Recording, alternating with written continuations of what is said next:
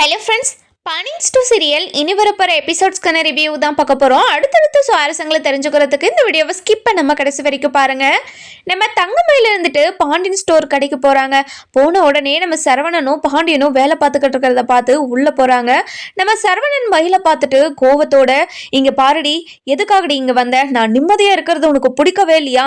இங்கே பாருங்க மாமா, உங்ககிட்ட ஒரு விஷயம் பேசணும் மாமா, அதனால் ஒரு நிமிஷம் கோவிலுக்கு வந்து போங்க மாமா, நான் கோவிலில் வெயிட் பண்ணுறேன், நீங்கள் வாங்க மாமா அப்படின்னு சொல்லவும், நீ கூப்பிட்டா நான் வந்துடுவேனாடி, நான் வரவெல்லாம் மாட்டேன், முதல்ல இங்கேருந்து போயிட, உன்னை பார்த்தாவே எனக்கு அருவருப்பாக இருக்குது அப்படின்னு சொல்லவும், இதை கேட்ட உடனே நம்ம தங்கமயில இருந்துட்டு, இங்கே பாருங்க மாமா, நீங்கள் இப்போ மட்டும் வரலன்னா கண்டிப்பாக நான் டெய்லியும் கடைக்கு வந்துக்கிட்டே தான் இருப்பேன் நீங்கள் வர வரைக்கும் அப்படின்னு சொல்லிட்டு கோவிலுக்கு போயிடுறாங்க. கோவிலில் போய் வெயிட் பண்ணிக்கிட்டு இருக்காங்க. நம்ம பாண்டியன் இருந்துட்டு, சரவணா, ஏதோ ஒரு முக்கியமான விஷயம் பேசுறதுக்காக தானே வர சொல்லியிருக்கா, நீ போய் என்னன்னு கேட்டுடுவா சரவணா அப்படின்னு சொல்லிட்டு அனுப்பி வைக்கிறாங்க. நம்ம சரவணனும் கோவத்தோடய போய், என்னடி நான் நிம்மதியா இருக்கிறது உனக்கு பிடிக்கலையாடி, நான் செத்துட்டேனா இல்லை நல்லா இருக்கனா, நல்லா இருந்தா அவனை அப்படியே உயிரோட சாகடிச்சிடலான்னு வரியாடி அப்படின்னு சொல்லி கேட்கவும், இங்க பாருங்க மாமா, இப்படியெல்லாம் பேசாதீங்க மாமா, நான் சொல்ற விஷயத்த நீங்க கேட்டீங்கன்னா கண்டிப்பா நீங்க ரொம்ப சந்தோஷப்படுவீங்க அப்படின்னு சொல்லவும், என்னடி விஷயத்த சொல்ல போற நீ?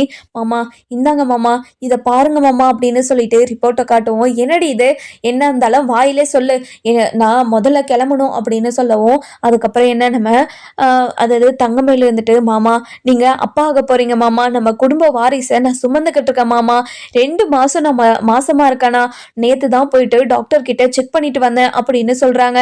இது கேட்ட உடனே நம்ம சரவணன் ஒரு நிமிஷம் அப்படியே ஜர்க்காய் நிக்கிறாரு. இங்க பாருடி, உன்னோட நாடகம்லாம் எனக்கு என்னன்னு தெரியாதா அப்படின்னு சொல்லவும், இல்ல மாமா நான் நாடகம்லாம் போடல, இங்க பாருங்க மாமா ரிப்போர்ட்டு, நேத்து தான் ஹாஸ்பிட்டலுக்கு போனேன் அப்படின்னு சொல்லவும், கொஞ்ச நேரம் நம்ம சரவணன் யோசிக்கிறாரு. யோசிச்ச உடனே, இங்க பாருடி, நீ மாசமா இருக்கிறனா அந்த குழந்தைக்கு நான் அப்பாவே கிடையாதடி அப்படின்னு சொல்லிடுறாங்க.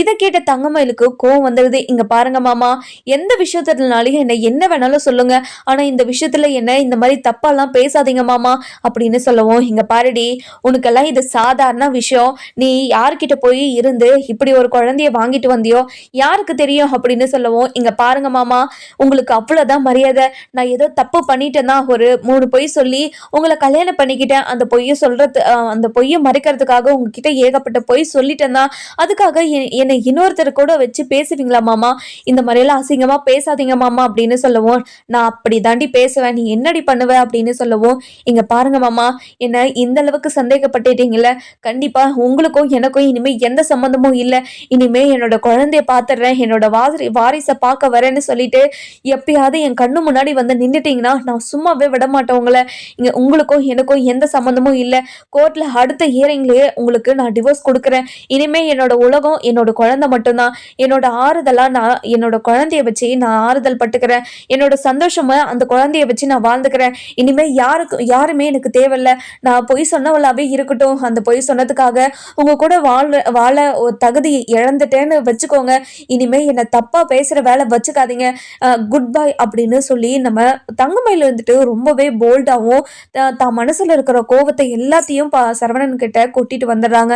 இதெல்லாம் பார்த்த நம்ம சரவணனுக்கு ஒரு மாதிரி கஷ்டமாயிடுது. என்ன இவ இப்படியெல்லாம் பேசிட்டு போறாளே, ரொம்ப கோவம் வந்துருச்சோ அப்படின்னு யோசிக்க ஆரம்பிச்சிடறாரு. அதுக்கப்புறம் கடைக்கும் போறாங்க. போன உடனே நம்ம பாண்டியன் இருந்துட்டு, சரவணா என்ன விஷயம் சரவணா அப்படின்னு சொல்லவும், அப்பா அவ மாசமா இருக்கலாம்ப்பா, அது என்கிட்ட சொல்ல வந்தாலாம், நான் சொல்லி அனுப்பிட்டேனே, நீ மாசமா இருந்தா அதுக்கு நான் அப்பாவே கிடையாது, அந்த குழந்தை என்னோட குழந்தை கிடையாதுன்னு சொல்லிட்டு வந்துட்டேன்பா, இனிமே அவ கூட எல்லாம் என்னால வாழ முடியாது அப்படின்னு சொல்றாங்க. இதை கேட்ட உடனே பாண்டியனுக்கு ஒரு மாதிரி கஷ்டமாயிடுது. அதுக்கப்புறம் என்ன, சில நாட்களுக்கு பிறகு கோர்ட்ல எல்லாருமே மீட் பண்றாங்க. மீட் பண்ண உடனே நம்ம தங்கமயில் வயிறு கொஞ்சம் பெருசா இருக்கிறத பார்த்துட்டு நம்ம சரவணன் இருந்துட்டு ரொம்பவே சந்தோஷமா அப்படியே பார்த்துக்கிட்டே இருக்காரு. இதை பார்த்து தங்கமயில் திரும்பி கூட நம்ம சரவணனை பார்க்கவே மாட்டாங்க. அதுக்கப்புறம் ஜட்ஜ் இருந்துட்டு, இங்க பாருங்கம்மா, உங்களுக்கு இந்த வாழ்க்கையை ஏத்துட்டு வாழ போறீங்களா இல்லையா அப்படின்னு 2 பேருமே கேட்குறாங்க. நம்ம சரவணன் இருந்துட்டு அமைதியாவே இருக்கவும், நம்ம தங்கமயில் இருந்துட்டு, இங்க பாருங்க மேடம், எனக்கு இவர் கூட வாழ விருப்பமே இல்லை மேடம், எனக்கு டிவோர்ஸ் கொடுத்துருங்க மேடம் அப்படின்னு நம்ம தங்கமயில் சொல்றாங்க.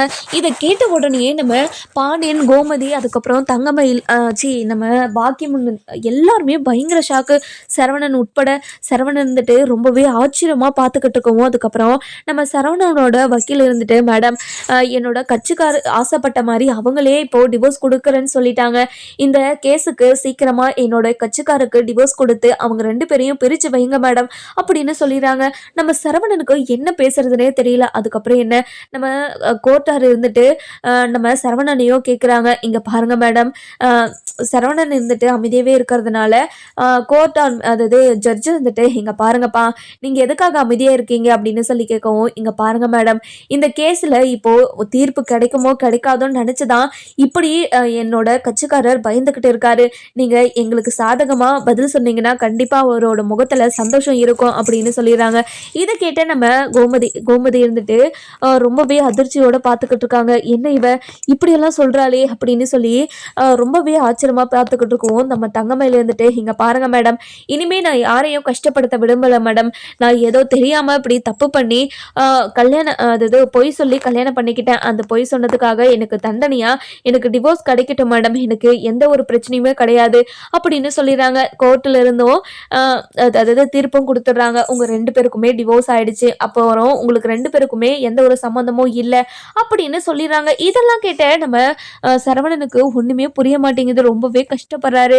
அதுக்கப்புறம் என்ன, நம்ம தங்கமயில இருந்துட்டு கோர்ட்டை விட்டு வெளியே வராங்க. வெளியே வந்த உடனே நம்ம அதாவது மீனா இருந்துட்டு மயில் கிட்ட போயிட்டு, அக்கா என்னக்கா நீங்களே டிவோர்ஸ் வேணும்னு சொல்லிட்டீங்க, என்னாச்சுக்கா உங்களுக்கு? சரவணன் மாமாவோட மனசு இப்பதான் மாறுற மாதிரி எனக்கு தோணுச்சு, அதுக்குள்ள நீங்க இப்படி ஒரு விஷயத்த பண்ணிட்டீங்களே அப்படின்னு சொல்லவும், மீனா நான் ஏற்கனவே உங்ககிட்ட சொல்லிட்டேன் மீனா, என்னோட வாழ்க்கையில நான் மறக்க முடியாத ஒண்ணுனா என்னோட புருஷன் தான். எனக்கு ரொம்ப சந்தோஷத்தை கொடுத்தாரு. ஆனா அவரு என்ன, அதாவது என்னோட புள்ளைய பார்த்து, இது என் புள்ள இல்ல, நீ எவன்கிட்டய அதாவது யார்கிட்டயாவது போய் இந்த புள்ளைய வாங்கிட்டு வந்துட்டியான்னு என்ன கேட்குறாரு. இப்படி ஒரு அசிங்கத்தை என்னால் தாங்கிக்கவே முடியல. அதனால இனிமே ஜென்மத்துக்கும் அவர் கூட நான் வாழக்கூடாதுன்னு முடிவு பண்ணிட்டேன். என்னோட சந்தோஷம் இனிமே என்னோட குழந்தை மட்டும்தான். இனிமே என்னோட குழந்தையும் நானும் மட்டும் சந்தோஷமா இருந்துக்கிறோம் அப்படின்னு சொல்லவும், நம்ம பாக்கியம் இருந்துட்டு, அடியே உன்னை யார் நாங்கள் பார்த்துக்கிறது? இங்க பாருமா, நான் இப்படியெல்லாம் நீ பேசுவேன்னு எனக்கு தெரியுமா, அதனால தான் நான் ஒரு வீடு பார்த்து வச்சிருக்கேன், நான் அந்த வீட்டுக்கு போயிடுறேன். இனிமே யாருக்குமே என்னால் எந்த ஒரு கஷ்டமும் வேண்டாம், நான் எனக்கு பார்த்துக்க தெரியும் அப்படின்னு சொல்லிடுறாங்க. இதெல்லாம் கேட்டுக்கிட்டு இருந்தா கோமதிக்கு ஒரு மாதிரி ஷாக் ஆயிடுது. என்ன இந்த, அதாவது மயிலா இப்படியெல்லாம் பேசுகிறா அப்படின்னு ஷாக்கிங்கில் பார்க்குறாங்க. அதுக்கப்புறம் என்ன, நம்ம மீனா இருந்துட்டு, அக்கா நீங்கள் அவசரப்பட்டு எல்லா முடிவும் எடுக்கிறீங்களோன்னு தோணுதுக்கா, ஏதோ மாமா கோவத்தில் பேசிட்டாரு, அதெல்லாம் மனசில் வச்சுக்கிட்டு இப்படியெல்லாம் பண்ணணுமாக்கா, வேண்டாக்கா இப்படியெல்லாம் வேண்டாம் அப்படின்னு சொல்லவும், இங்க பாரு மீனா, என்னை பத்தி உனக்கே தெரியும்ல, நான் இந்த விஷயத்தால நான் எவ்வளோ மனசு உடைஞ்சு போனேன், உங்ககிட்ட எவ்வளோ மன்னிப்பு கேட்டேன்னு உங்களுக்கே தெரியும்ல. அப்படி தெரிஞ்சிருந்தோம் அவங்க என்னை இப்போ வரைக்குமே அதாவது மன்னிக்கிறதுக்கு அவங்களுக்கு மனசு வரவே இல்லை.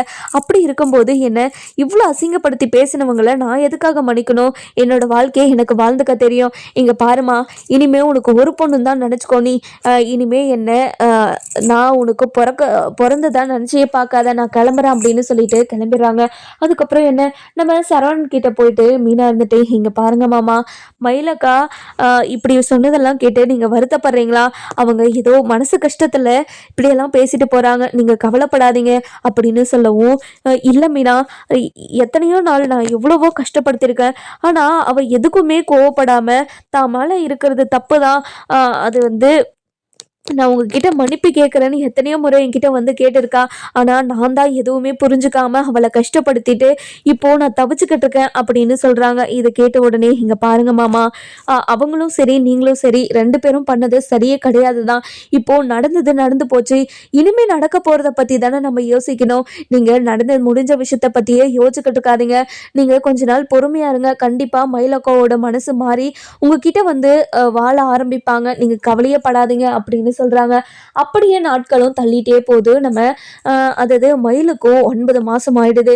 இதெல்லாம் பார்த்த நம்ம சரவணன் இருந்துட்டு மயில்கிட்ட எவ்வளவோ பேச ட்ரை பண்ணுறாங்க. ஆனால் தங்கமயில் எதுவுமே பேசாமல் அமைதியாக தன்னோட வேலை என்னமோ அவங்க என்னமோ அப்படின்னு இருந்துக்கிட்டே இருக்காங்க. ஒரு நாள் நம்ம சரவணன் இருந்துட்டு அதாவது ரோட்டில் நடந்து போய்கிட்டு இருக்காரு. அந்த நேரம் பார்த்து நம்ம தங்கமயில் வராங்க.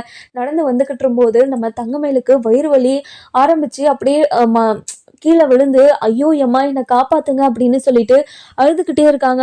அந்த நேரம் பார்த்து நம்ம சரவணன் இருந்துட்டு தங்கமயிலை பார்த்துட்டு, மயிலு என்னாச்சு மயிலு, ஐயோ உனக்கு வயிறு வலி பிடிச்சிருச்சா, நீ கவலைப்படாது இது அப்படின்னு பக்கத்தில் இருக்கிற ஆட்டோவை கூட்டிட்டு வந்து நம்ம தங்கமயிலை ஹாஸ்பிட்டலில் கொண்டு போய் சேர்த்துறாங்க. அதுக்கப்புறம் என்ன, இந்த விஷயத்த வீட்டுக்கு கால் பண்ணி சொல்லவும் வீட்டில் இருக்கிறவங்க எல்லாருமே பதறி போய் அதாவது தங்கமயிலை பார்க்கறதுக்காக ஹாஸ்பிட்டலுக்கு வந்துடுறாங்க. அதுக்கப்புறம் டாக்டர் இருந்துட்டு இங்கே பாருங்க, இவங்களுக்கு டெலிவரி பெயின் தான் வந்திருக்கு, இன்னும் கொஞ்ச நேரத்தில் அவங்களுக்கு குழந்தை பிறந்துரும் அப்படின்னு சொல்லிடுறாங்க. இதை கேட்ட உடனே நம்ம சரவணனுக்கு ஒரு மாதிரி எமோஷ்னலாக ஆயிடுது. தான் குழந்தைய பார்க்க போறோமே நினைச்சு அவ்வளோ சந்தோஷப்பட்டுக்கிட்டு இருக்காரு. அதுக்கப்புறம் என்ன, நம்ம கோமதி, பாண்டியன், கதிர், ராஜி, அதுக்கப்புறம் என்ன எல்லாருமே வீடு அதாவது ஹாஸ்பிட்டலுக்கு வந்துடுறாங்க. வந்த உடனே சரவணா என்னாச்சு சரவணா அப்படின்னு சொல்லி கேட்கவும், அவளுக்கு டெலிவரி பெயின் தான் வந்திருக்காமா, இன்னும் கொஞ்ச நேரத்தில் குழந்தை பிறந்தணும்னு சொல்லிட்டு போனாங்க, எனக்கு என்ன பண்ணுறதுனே தெரியலம்மா, கை காலெல்லாம் உதற மாதிரி இருக்குதுமா அப்படின்னு சொல்லவும், இங்கே பாரு சரவணா, அவள் உன்னை பார்த்தா கண்டிப்பாக கோவப்படுவா, உன் மேலே எந்த ஒரு தப்பும் இல்லை தான், ஆனால் அப்படி ஒரு வார்த்தையை சொல்லி நீ திட்டுனது ரொம்ப பெரிய தப்பு. அவள் இப்போ வரைக்குமே மனசில் வச்சுக்கிட்டு அதை நினச்சி எவ்வளோ கஷ்டப்பட்டிருப்பா சரவணா அப்படின்னு நம்ம சரவணனுக்கிட்டே சொல்லவும், இங்கே பாருங்கம்மா, நான் பண்ணதெல்லாம் தப்புன்னு நான் எப்போவே உணர்ந்துட்டேம்மா, அதே தானே அவளும் தப்பு பண்ணி உணர்ந்திருப்பா, அந்த உணர்ந்ததுனால தானே நம்ம கிட்ட வந்து எத்தனை முறை மன்னிப்பு கேட்டிருப்பா, நம்ம அதை எதுவுமே புரிஞ்சுக்காம அவளை கஷ்டப்படுத்தி அனுப்பி வச்சிட்டோம்லம்மா, இப்போ அவள் எவ்வளோ வழியில துடிச்சுக்கிட்டு இருக்கான்னு பாருமா, அது என்னால் பார்த்துக்கிட்டு இருக்கவே முடியல, எனக்கு ரொம்ப கஷ்டமா இருக்குதுமா அப்படின்னு சொல்லவும், இது கேட்ட உடனேயே நம்ம அதாவது மீனா இருந்துட்டு இங்க பாருங்க மாமா, நீங்க கவலைப்படாதீங்க, அவங்க ஒரு கஷ்டத்துல இருக்கிற போது நீங்க போயிட்டு உதவுனீங்களே இல்லையா, கண்டிப்பா உங்க மனசை புரிஞ்சுக்கிட்டு உங்க கூட அவங்க வாழ வருவாங்க, நீங்க கவலையப்படாதீங்க மாமா, இப்படி கவலைப்பட்டு உங்க உடம்பு ஏதாச்சும் ஆயிட போது, இன்னும் கொஞ்ச நேரத்துல உங்களோட குழந்தை உங்களோட கையில இருக்கும், நீங்க கவலைப்படாம இருங்க அப்படின்னு சொல்லிடுறாங்க.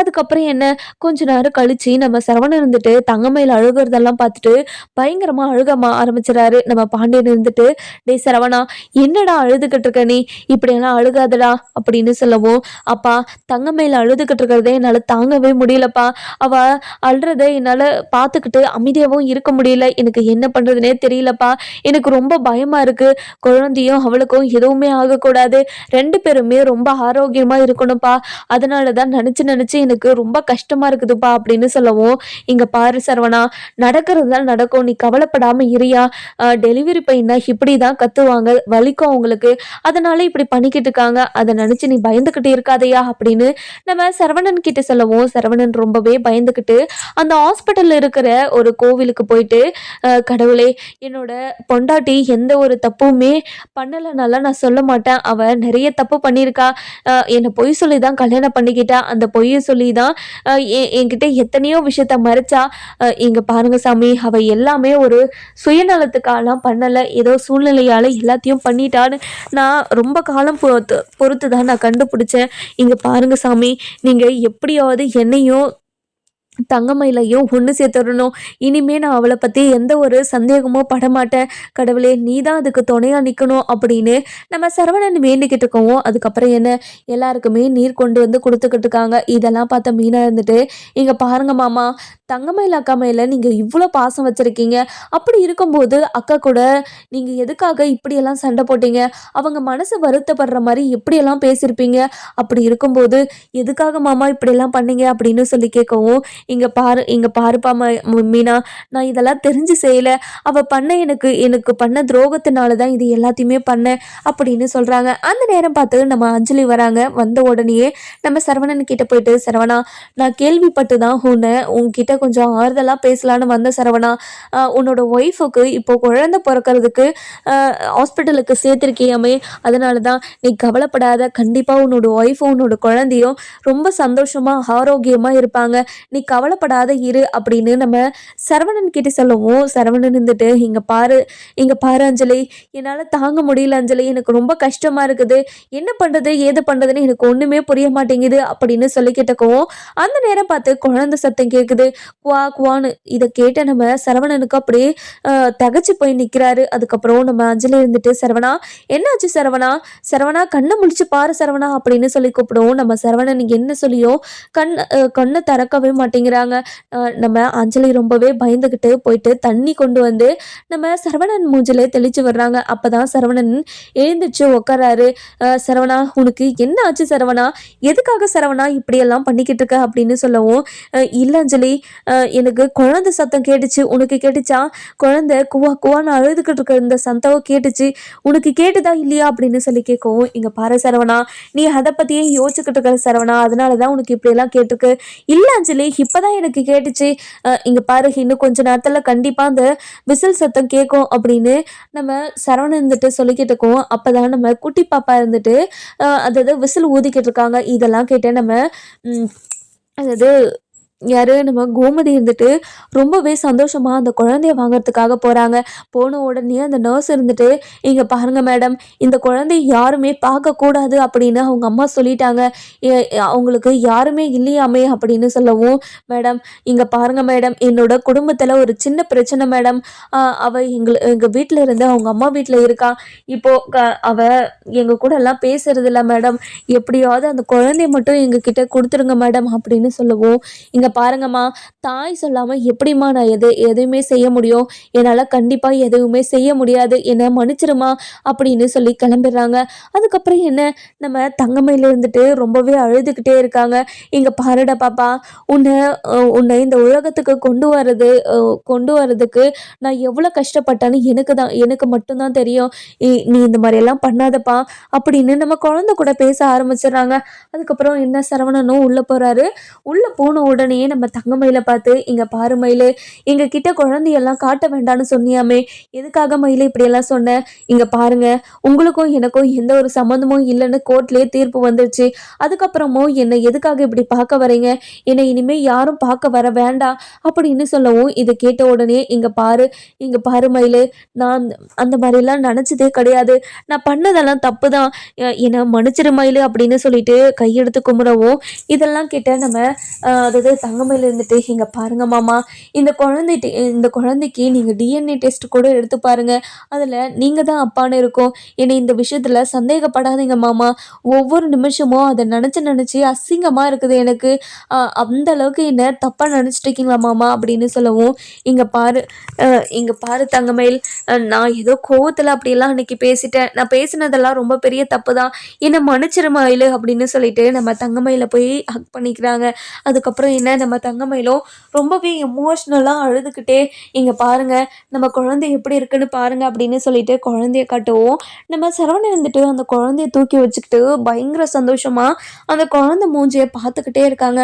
அதுக்கப்புறம் என்ன, சரவணா இங்க பாருங்க, வீட்டில் இருக்கிறவங்க எல்லாருமே வந்திருக்காங்களா, இல்லை நீங்கள் மட்டும்தான் வந்திருக்கீங்களா அப்படின்னு சொல்லி கேட்கவும், இல்லை மயிலு, வீட்டில் இருக்கிற எல்லாருமே வந்திருக்காங்க, ஏன் அவங்கெல்லாம் என்னை வந்து பார்க்கல, நீங்கள் மட்டும் என்னை வந்து பார்த்துருக்கீங்க அப்படின்னு சொல்லவும், இல்லை மயிலு, அவங்க டாக்டர் வந்துட்டு ஒவ்வொருத்தரையாக தான் போய் பார்த்துட்டு வர சொன்னாங்க, அதனால தான் நான் ஒருத்தர் மட்டும் வந்தேன், ஆனால் நீ இங்கே யாருமே என்னை பார்க்க வேண்டாம், இங்கேருந்து போக சொல்லுங்கன்னு சொல்லியிருக்க, உனக்கு எவ்வளோ மனசாட்சி இல்லாத தனமாக இதெல்லாம் பண்ணுற அப்படின்னு சொல்லவும், இங்கே பாருங்க மாமா, என்னால் யாரையும் கஷ்டப்படுத்தக்கூடாதுன்றதுக்காக தான் நான் இப்படியெல்லாம் பண்ணேன், என்னால் நீங்கள் ரொம்ப கஷ்டப்பட்டுட்டீங்க, இனிமேலும் உங்களை கஷ்டப்படுத்த விரும்பலைன்றதுக்காக தான் நான் இப்படியெல்லாம் சொன்னேன் அப்படின்னு சொல்லிடுறாங்க. அதுக்கப்புறம் என்ன, நம்ம மீனா இருந்துட்டு ரொம்பவே எமோஷ்னலாக கோமதி கிட்ட போயிட்டு, இங்கே பாருங்க அத்தை, மயிலக்காவோட குழந்தை எப்படி இருக்கும் அப்படின்னு சொல்லி சொல்கிறாங்க. இதை கேட்ட உடனே நம்ம கோமதி இருந்துட்டு, இங்கே பாருடி, நானும் அதை தான் பார்க்குறதுக்காக வெயிட் பண்ணிக்கிட்டு இருக்கேன், ஆனால் உள்ளே போனவன் வெளியே வரவே மாட்டேங்கிறான், இப்போ என்ன பண்ணுறதுன்னு தெரியாமல் நானே அமைதியாக இருக்கண்டி அப்படின்னு சொல்லவும், இதை கேட்ட உடனே நம்ம கோமதி இருந்துட்டு, இல்லடி வாடி நம்ம உள்ளே போய் பார்க்கலாம் அப்படின்னு சொல்லிட்டு நம்ம கோமதியும் மீனாவும் உள்ளே போகிறாங்க. உள்ளே போன உடனே நம்ம சரவணன் வந்துட்டு குழந்தைய வச்சு கொஞ்சிக்கிட்டு இருக்கிறத பார்த்துட்டு சரவணா அப்படின்னு சொல்லவும் நம்ம சரவணனும் ரொம்பவே எமோஷ்னலாக திரும்பி பார்க்குறாங்க. பார்த்த உடனே நம்ம கோமதியும் மீனாவும் வரதை பார்த்துட்டு மா இங்கே பாருங்கம்மா, என்னோட குழந்தைய பாருங்கம்மா, எப்படி இருக்குன்னு பாருங்கம்மா அப்படின்னு சொல்லி காட்டுறாங்க. காட்டின உடனே நம்ம கோமதியும் பயங்கர சந்தோஷமா அந்த குழந்தைய வந்து பார்க்குறாங்க. அதுக்கப்புறம் என்ன, நம்ம பாண்டியனும் உள்ளே வராரு. உள்ளே வந்த உடனே நம்ம கோமதி இருந்துட்டு பாண்டியன்கிட்ட ஏங்க இங்கே பாருங்க, நம்ம நம்ம பேத்தி பாருங்க அப்படின்னு சொல்லிட்டு அந்த குழந்தைய அதாவது பாண்டியன் கிட்ட காட்டவும் பாண்டியன் ரொம்ப சந்தோஷமா அந்த குழந்தைய வாங்கிக்கிட்டு அப்படியே ரொம்பவே என்னது என்ன சொல்றது, ரொம்ப அப்படியே ரொம்ப பாசமா அப்படியே ஒரு மாதிரி எமோஷ்னலாக பார்த்துக்கிட்டு அழுதுகிட்டு இருக்காங்க. இதெல்லாம் பார்த்த நம்ம மீனா இருந்துட்டு இங்கே பாருங்கக்கா இப்போ எப்படி இருக்குக்கா உங்களுக்கு அப்படின்னு சொல்லி கேட்குறாங்க. இல்லை மீனா, கொஞ்சம் வலி இருக்கு, ஆனால் பரவாயில்ல அப்படின்னு சொல்லுவோம். அக்கா நீங்கள் ஏதாச்சும் சாப்பிட்றீங்களாக்கா, நான் ஏதாச்சும் வாங்கிட்டு வரட்டுமா அப்படின்னு சொல்லி கேட்கவும், இல்லை மீனா எனக்கு எதுவும் வேண்டாம், நீ எனக்கு இப்படி கேட்டதே ரொம்ப சந்தோஷம்தான் மீனா அப்படின்னு சொல்லிடுறாங்க. அக்கா உங்கள் வீட்டில் இருக்கிற யாருமே வரலையாக்கா, உங்களோட அம்மா அப்பா தங்கச்சின்னு யாரும் வரலையாக்கா அப்படின்னு சொல்லி கேட்கவும், இல்லை மீனா நான் தனியாக தானே வீடு எடுத்து தங்கியிருக்கேன், இந்த விஷயம் உங்களுக்கு தெரியுமோ தெரியாதோ எனக்கு தெரியல, கண்டிப்பாக தெரிஞ்சிருக்காதுன்னு தான் நினைக்கிறேன் நான். இல்லைக்கா நீங்கள் எப்படி இந்த விஷயத்த அவங்க கிட்ட சொல்லாமல் இருக்கலாம், நான் ஃபோன் பண்ணி கொடுக்குறேன், நீங்கள் பேசுகிறீங்களா அப்படின்னு சொல்லி கேட்கவும், இல்லை மீனா நான் உங்ககிட்ட பேசலாம் மாட்டேன், இத்தனை வருஷமா அதாவது இத்தனை மாசமா நான் தனியாக ஒத்தாளாக கஷ்டப்படுறேனேன்னு ஒரு நாள் கூட அவங்க கஷ்டப்பட்டு வந்து நான் பார்த்துக்கிறேன்டி அப்படின்னு ஒரு நாள் கூட சொன்னது கிடையாது. அப்படி இருக்கிறவங்க கிட்ட நான் எதுக்காக சொல்லணும், நான் அது எதையுமே சொல்ல விரும்பலை. என்னோட குழந்தைய என்னால் பார்த்துக்க முடியும், என்னை யாருமே பார்த்துக்க நான் செல்லவே கிடையாது அப்படின்னு சொல்லிடுறாங்க.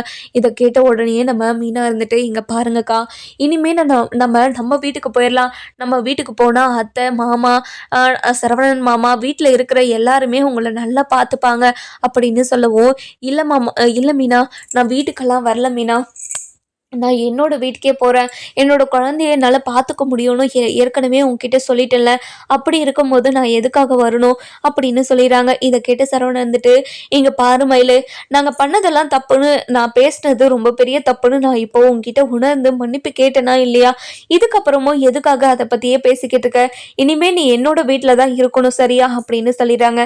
நம்ம தங்கமயிலி வேற வழியே தெரியாமல் சரிங்க மாமா அப்படின்னு சொல்லிடுறாங்க. அதுக்கப்புறம் என்ன, டாக்டர் இருந்துட்டு இன்னைக்கே டிஸ்சார்ஜ் பண்ணிடலாம் அப்படின்னு நம்ம தங்கமயில் பாப்பா அதுக்கப்புறம் எல்லாருமே வீட்டுக்கு அனுப்பி வச்சிடறாங்க. வீட்டுக்கு போன உடனே நம்ம குட்டி பாப்பாவை பார்த்து மீனா ராஜி அதுக்கப்புறம் என்ன அரசின்னு எல்லாருமே கொஞ்சிக்கிட்டு இருக்காங்க.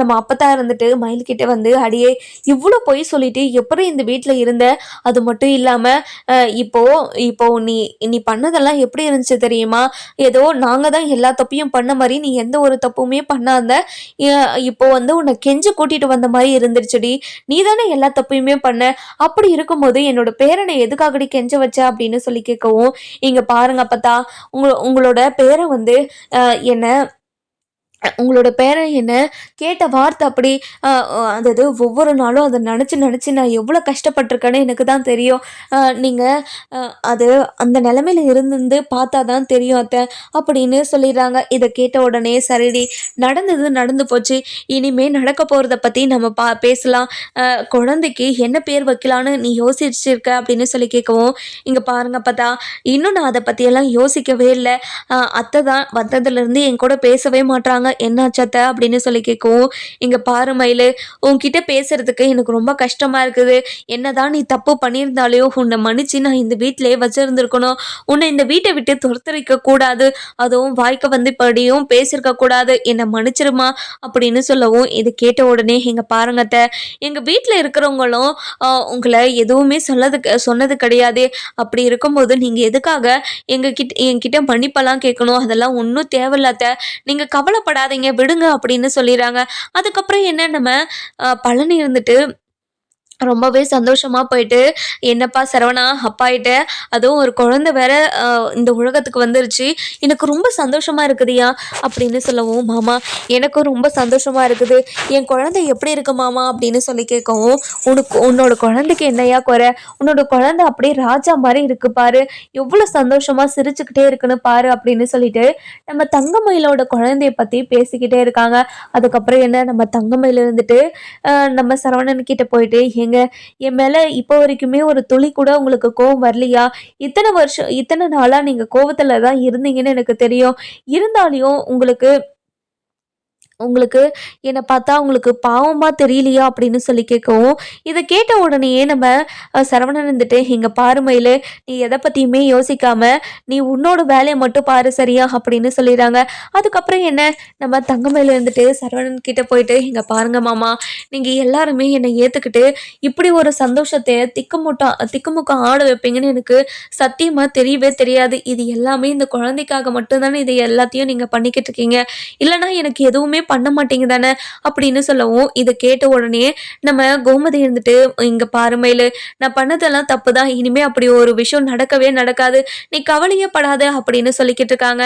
நம்ம தங்கமயில இருந்துட்டு, வீட்ல இருக்கிற எல்லாருமே ரொம்ப சந்தோஷமா பார்த்துப்பாங்களா, மாட்டாங்களான்னு நம்ம வர எபிசோட்ல பார்க்கலாம். இந்த வீடியோ உங்களுக்கு பிடிச்சிருந்தா லைக் பண்ணுங்க, சப்ஸ்கிரைப் பண்ணுங்க. மறக்காம பெல் ஐகானையும் கிளிக் பண்ணிக்கோங்க.